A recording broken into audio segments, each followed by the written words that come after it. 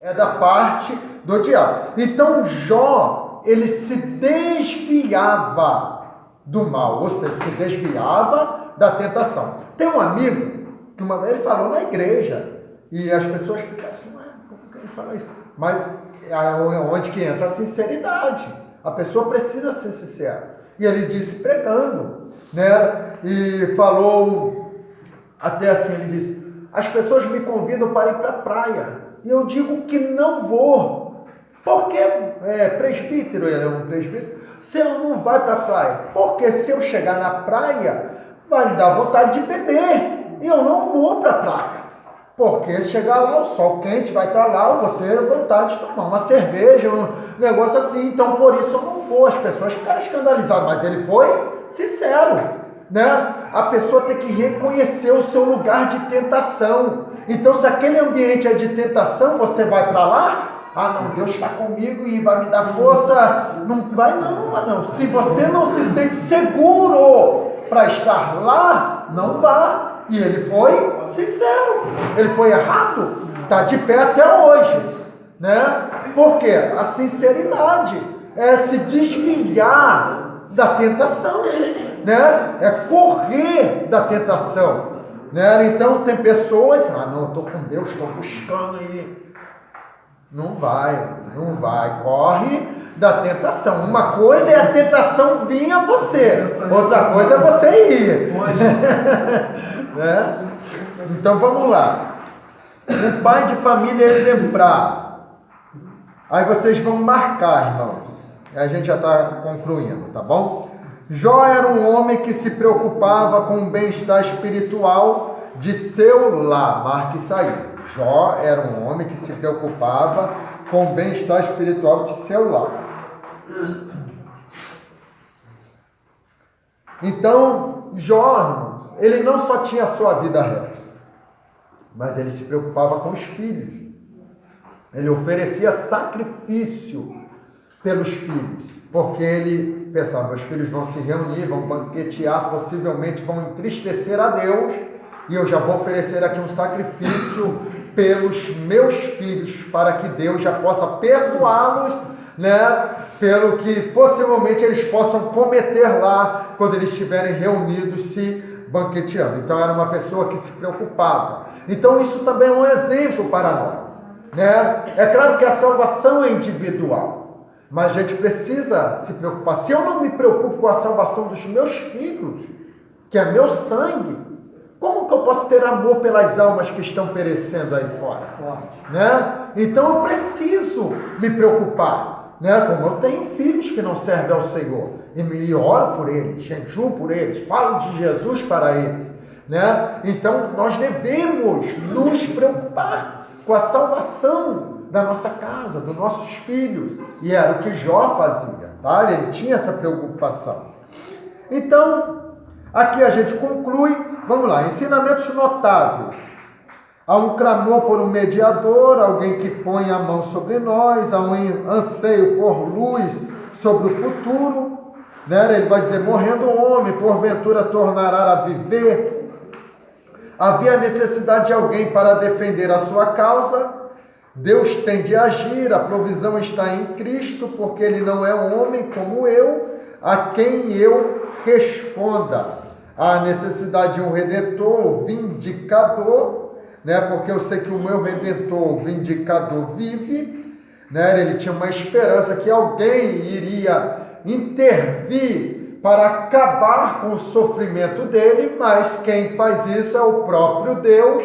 Na verdade, irmãos, o desfecho aqui, para a gente encerrar e fechar aqui, o desfecho, ele é belo, né? E se não me falha a memória, num culto de família aqui, eu já preguei sobre Jó aqui para vocês. E o desfecho, ele é interessante. Por quê? Porque você vai atentar e vai ler, vamos ler lá, Jó capítulo 42. E aí a gente vai corrigir o questionário e vamos encerrar. Jó capítulo 42.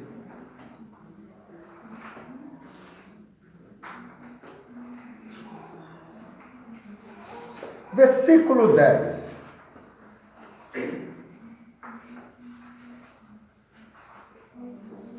Não, vamos ler o versículo 8 para ficar melhor. Tomai, pois, 7 novilhos e 7 carneiros, e ide ao meu servo Jó, e oferecei holocaustos por vós. O meu servo Jó orará por vós, porque dele aceitarei a intercessão, para que eu não vos trate segundo a vossa loucura, porque vós não disseste de mim o que era reto, como o meu servo Jó. Agora leia o 10, missionário. Mudou o Senhor a sorte de Jó, quando este orava pelos seus amigos, e o Senhor deu-lhe o dobro de tudo o que antes possuía. Entendeu esse desfecho? No decorrer, é claro que a gente não entrou em muitos detalhes, mas no decorrer, Jó é acusado pelos seus próprios amigos, né, de ter pecado, de ter ofendido a Deus, e que aquilo poderia ser uma decorrência de algo que ele teria feito para entristecer ao Senhor. Então, com certeza, e eles eram amigos, eu sempre cito isso, eles eram amigos. A gente já viu pregadores, né, pregar e falar, não, eram amigos da onça, não, eram amigos de Jó, que estavam preocupados com ele, e não entendia o que ele estava passando, né? Agora imagine, você é fiel, temente a Deus, o seu amigo te interpreta mal, você ficaria ou não magoado com ele? Com certeza. Então existia possivelmente em Jó uma mágoa. E quando que Deus vai virar o cativeiro de Jó? Quando ele consegue abrir mão dessa mágoa e orar pelos seus amigos. Deus vira o cativeiro de Jó quando ele está orando pelos seus amigos, né? A história de Jó é mudada aí. E isso aí vale a pena a gente fechar aqui e ressaltar isso, irmãos. Porque no nosso meio existe muito isso, né? Essa caminhada é uma caminhada de batalha, é uma caminhada de guerra.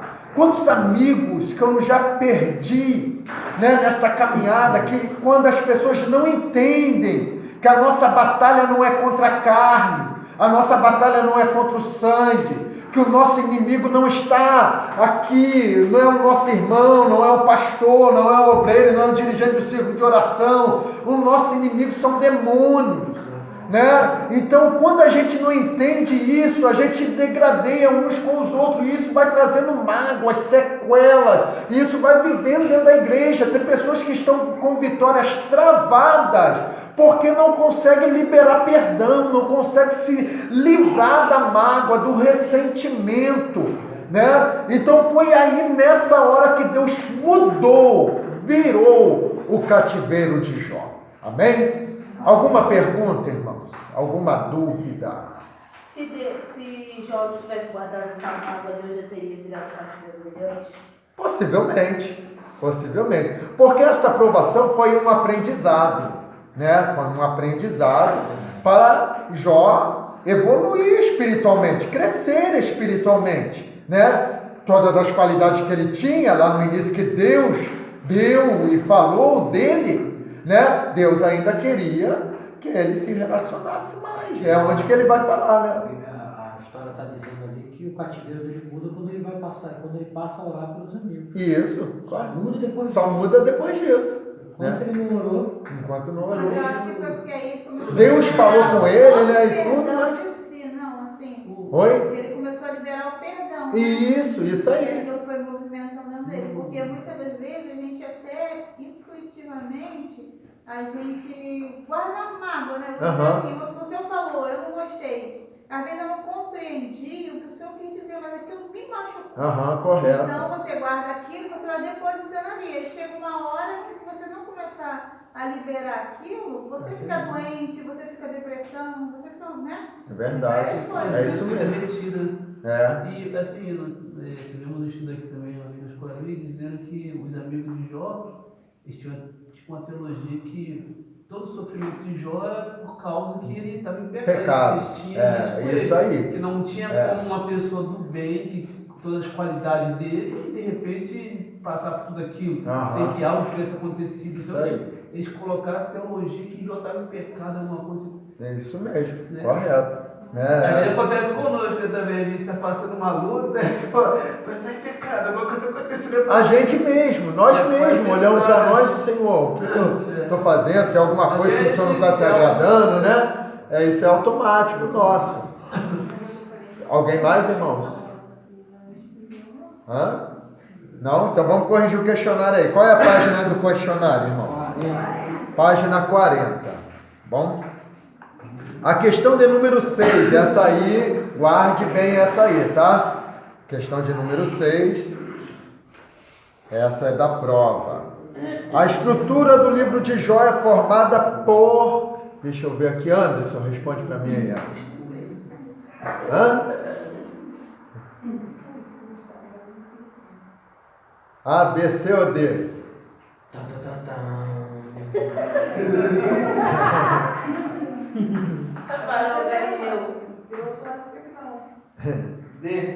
D? D de errado. Nem a letra dele é errada, tá certo. Correta a sua resposta, pastor.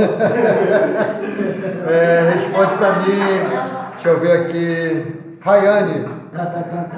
A, letra A, correto, irmãos. Prólogo, diálogo, monólogos e epílogo. Mas ó, o missionário Denise está perto dela. Não. A 7. A 7 precisa se preocupar muito não. Os dois autores sagrados que comprovam a historicidade do livro de Jó são... Responde para mim. Oi? É mais fácil que tem.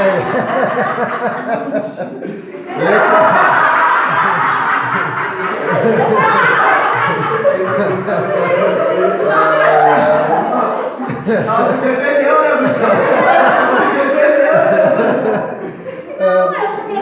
Então é letra C, irmãos, a 7. 8. Não faz parte da teologia de Jó. Vai, irmã. Maria Luísa. Vai, irmã. Letra D, correto. Justificação pelas obras. 9. Agora guarde bem a 9, tá, irmãos? Jó certamente era perfeito, Deus via como o mais singular dos mortais, ninguém há na terra semelhante a ele, certo ou errado? Irmã, certo? Vocês têm que deixar o pastor aí, pô. Tá certo, irmão? Agora deu ruim, né? Tá certo, irmã? Não, no meu ponto de vista, eu acho que sim. Jó era perfeito? Jó era perfeito? Jó era perfeito? Não. Eu acho que sim. Você é Jesus. Não. Jó não era perfeito. A gente precisa ficar atento porque tem essas pegadinhas. Toda a resposta aí está certa. Né? A única parte errada é isso. Que ele não era perfeito. Tá bom? Então vai dar certeira. Não, errou. A senhora errou. Então é errado, tá? Então guarde bem, que essa é da prova, tá, irmãos? Aí, pra mim é. Então vamos lá, 10. Jó era um homem que não se preocupava com o bem-estar espiritual de seu lar, pois seus filhos eram seduzidos pelo vinho e festins. Responda para mim, irmão Marcos. Tá certo essa? Irmã Kelly, tá certo? Concorda com ele?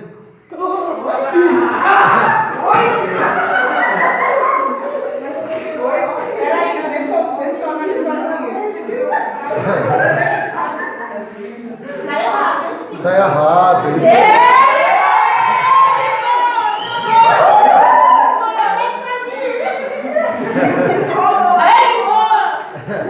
Irmão,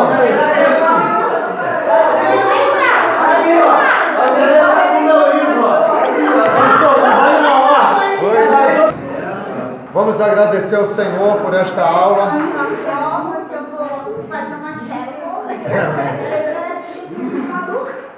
Então vou pedir aqui. Pastor Rafael, ele vai estar fazendo esta oração pelo término.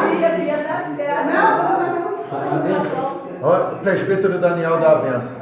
Tá bom? Amém. Amado Deus e eterno Pai, agradecemos a Ti pela Tua presença, Meu pela mestre. essa oportunidade, Deus amado, de aprendermos um pouco mais da Tua palavra. Obrigado, Deus amado, pelos irmãos que estão aqui, que assim, Pai amado, se proporam também, Pai, se disponibilizaram de aprender a Tua palavra. Deus, estaremos indo agora para a nossa casa, seja com cada um de nós, dando livramento, guardando de todo mal. Permita-nos uma boa noite de descanso, Deus. Pai amado. E segundo a Tua vontade, permita-nos de amanhecer no próximo dia. Essa é a oração que eu te faço em nome de Jesus. Amém. Que a graça, a comunhão e a doce consolação do Espírito Santo de Deus, que guarda a nossa... Que a graça, a comunhão e a doce consolação do Espírito Santo esteja de nós. Guarda a vida do nosso... Amém. Amém.